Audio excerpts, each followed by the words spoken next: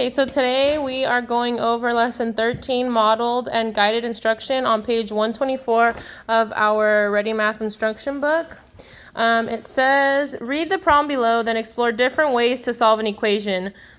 On a math quiz, Elise and Caitlin solved the equation 1/2 times 5x minus 6 equals 3x in different ways, but each student arrived at the correct answer. Describe the steps that each student took to solve the equation. An explanation of the first step for each method has been provided. Solve it. Elise solved the problem in this way. So her first step was to apply the distributive property, and then we have to basically explain what she did next. So then she subtracted 5 over 2x from both sides of the equation. So she subtracted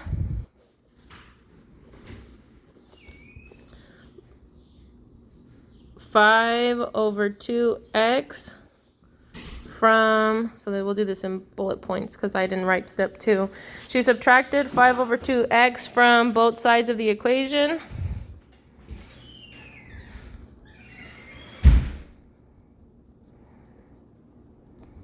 Then what did she do next? She divided by 1/2 on both sides.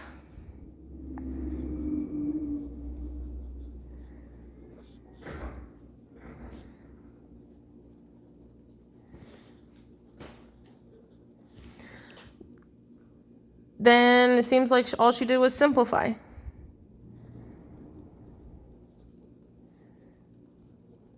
Okay. Now looking at Caitlin, solve it. Caitlin solved the problem in this way. First, she multiplied by the inverse. Multiply both sides by 2. That's the inverse of 1/2. Then she simplified by subtracting 5x from both sides.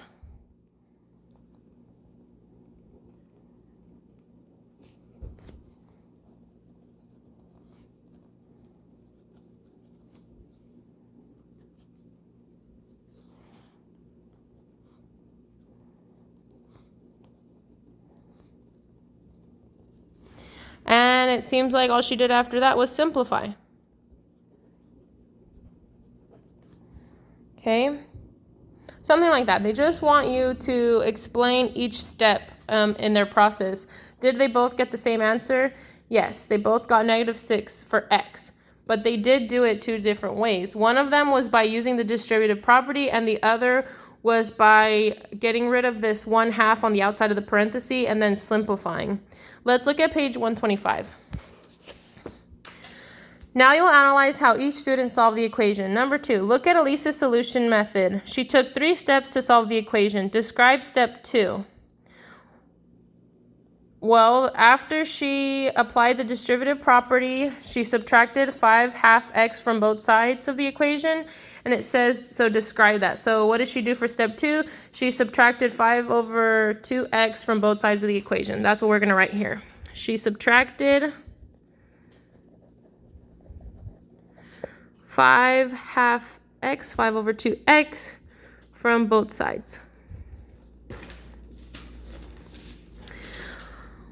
Why do you think Elise took this step? Well, she's wanting to get her x's together, right? So she's gathering like terms. She was gathering like terms.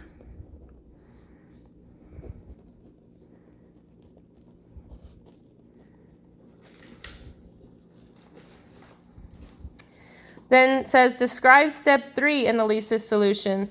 After she subtracted 5/2x from both sides, she divided by 1/2 on both sides.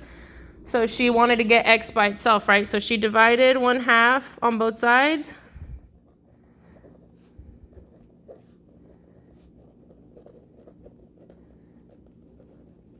And it says, could Elise have used a different step? Well, she could have, instead of dividing by 1/2, she could have multiplied by 2, multiplied by the inverse. So it says, could Elise have used a different step? Explain. Yes, she could have multiplied by the inverse.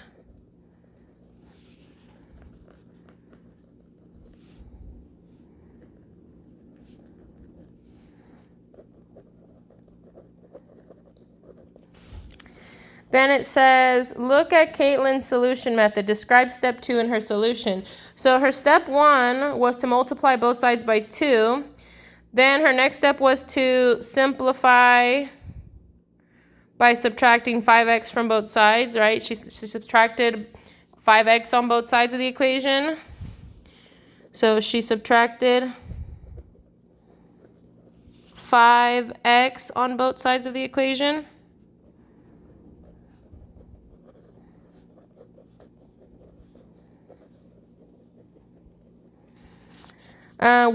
Why do you think she took that step? She was getting her x's together, right? So she was combining her x's onto one side of the equation. So I would say to gather like terms.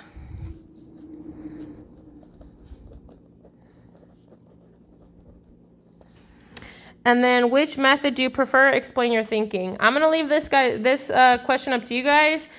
It could go either way. I think I prefer, personally, I was always taught to apply the distributive property. That's just how I was taught as a kid. So I would probably write that down, but you guys choose which way you like better. It doesn't matter. You can apply the distributive property, or you can always do the inverse operation. Your goal is always going to be to get x by itself. 6, explain how to check the solution to an equation, then show how to check the solution to the equation on the previous page. So in order to check a solution, we have x equals -6. So what we could do is just plug that -6 in for x at the top and see if we get that, if we get a true statement at the end. So I'm going to say plug in for x in the original equation. So we're going to take 1/2 5x minus 6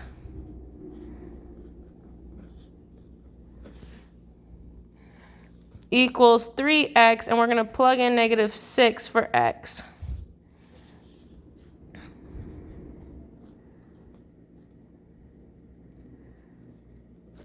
Okay, so always do parentheses first. Inside this parenthesis, we have 5 times -6, which is -30. -30 minus 6 gives us -36. So we have -36 and 1/2, and then 3 times -6, which is -18. Then we multiply, we got to simplify this side. So 1/2 of 36 of -36 is actually -18. So we do have -18 equals -18. This is a true statement. So yes, we got a true statement.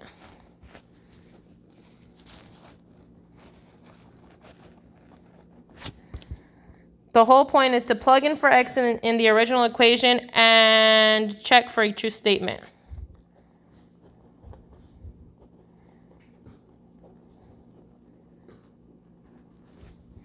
And check for a true statement. And so we did that. Here's our example. Then the try it. Use what you just learned about different ways to solve linear equations and then show your work.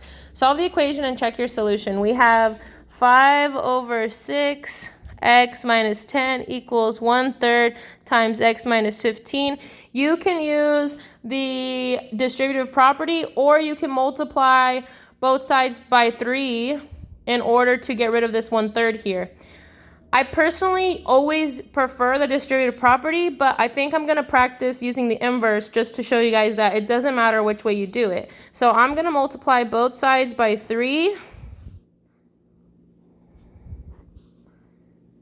to get rid of this 1/3. So now this 1/3 and this 3 cancel out, and I have x minus 15 on one side. And then I'm going to multiply this 3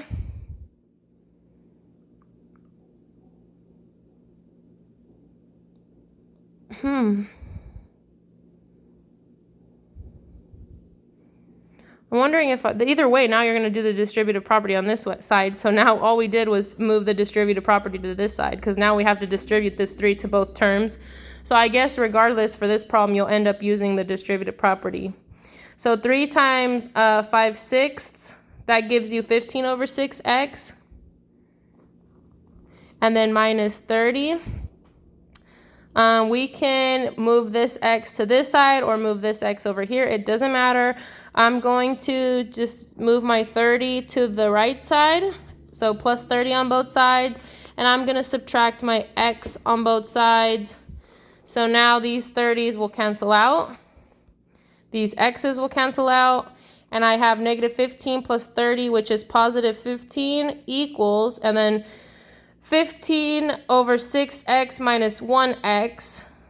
So I'm going to do that over here. 15 over 6 minus 6 over 6, because 6 over 6 is equal to 1. And that gives me 9 over 6. So now I have 9 over 6x. And I'm going to multiply by 6 over 9. That's the inverse. I'm going to multiply by 6 over 9 on both sides to get x by itself. So this 9 over 6 and 6 over 9 cancel out. And all I have to do is simplify the right side in order to figure out x. I'm kind of running out of space, as you guys can see.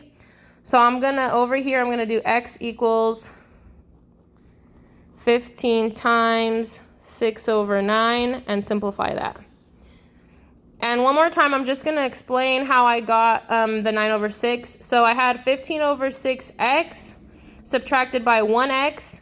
And over here, I did 15 over 6 minus 6 over 6. This is the same thing as 1. 6 over 6 equals 1. And that's how I got 9 over 6, by subtracting here to represent the subtraction that happened here with the 15 over 6 minus x. Anyway, so back to the end of this problem. I have 15 times 6 over 9. 15 times 6, and then divided by 9. I'm going to use my calculator. So 15 times 6 is 90, and then 90 divided by 9 gives us 10. So then x equals 10.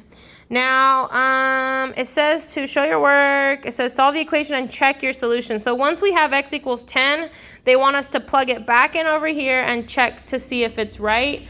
I kind of am running out of space, so I'm going to use a separate sheet of paper to finish the checking part. Okay, so I have a piece of paper, I wrote my equation, and we solved for x and we got x equals 10. So I'm going to plug in 10 for everywhere that there is x. 10 goes here, and we bring down everything that goes around it. 1/3 times, in parentheses, 10 minus 15. Okay, so again, remember PEMDAS, we got to do our parentheses first. So 10 minus 15, that gives us negative 5. And we bring down the 1/3. And then on the left side, we have 5 over 6 times 10. 5 times 10 is 50. So I'm just going to leave this as 50 over 6 for now. And then bring down the minus 10. I will simplify this now with a calculator. So 50 divided by 6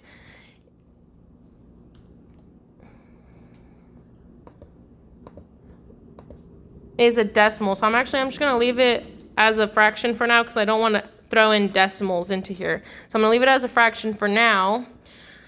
On the right side, I have 1/3 times negative 5. So this would be negative 5 over 3, which is equal to minus 10 and then 50 over 6.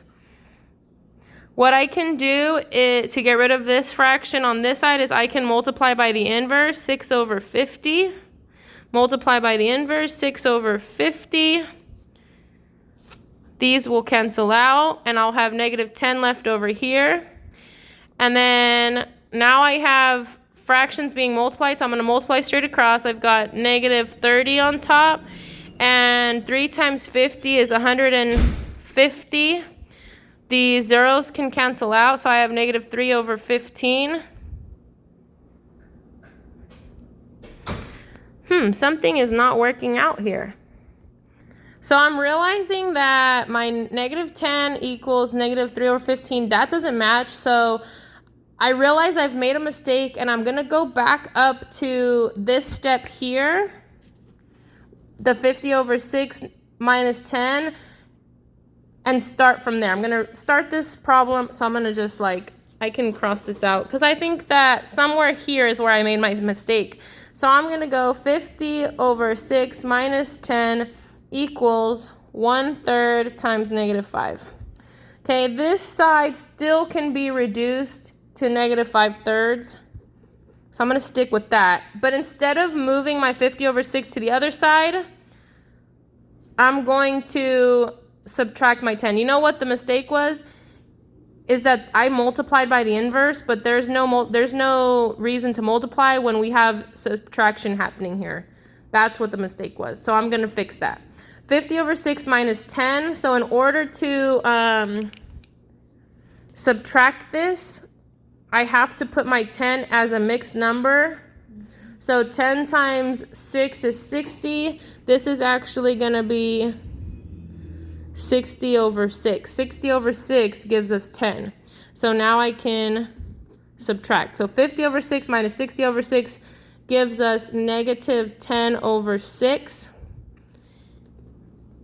And then I still have my negative 5/3 on one side. This negative 10 over 6 can be reduced by dividing by 2 over 2. And that will give us negative 5 over 3. So now I have negative 5 over 3 equals negative 5 over 3. So was my x equals 10 correct? Yes, because I came up with a true statement at the bottom. So that concludes page 125. Today's assignment is for you guys to do your math practice book, pages 143 and 144. I'm just gonna show you guys that. Here it is. If you have any questions, feel free to email me.